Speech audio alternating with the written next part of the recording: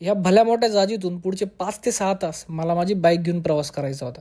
नमस्कार, रामराम आणि जय महाराष्ट्र मित्रांनो. मी अनिकेत होन, हा परितोष होन आणि हा आशुतोष होन. नाही, आशुतोष फक्त नाशिकपर्यंतच असणार आहे आणि मेन परितोष पुढे 10 दिवसात 3000 किलोमीटरची राईड करणार आहे. पहिल्या दिवशी कोपरगाव टू भावनगर जायचा प्लॅन आखला. आता प्रवास ऐकायला जितका सोपा वाटला, अनुभवायला तितकाच अविस्मरणीय होता. सुरुवात कोपरगाववरनं करून नाशिकमध्ये नाश्ता केला आणि आशुतोषला सोडले. पुढे सापुतारा मागे टाकून आम्ही वनसाडा नॅशनल पार्कमध्ये शिरलो. तो निसर्ग, गर्द झाडी आणि आम्ही दोघे भाऊ.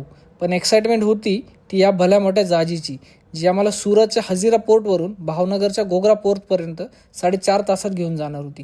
500 रुपये पर पर्सन विथ बाईकचं तिकीट फाडलं काय, ऑनलाईनच बुक केलं होतं.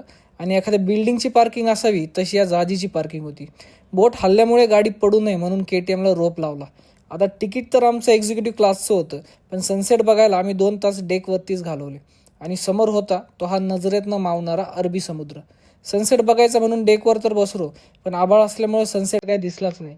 म्हणून खाली येऊन एक झोप काढली. मग समजलं की वरती डेकवर तर तुफान आले, जे असं काही दिसत होतं.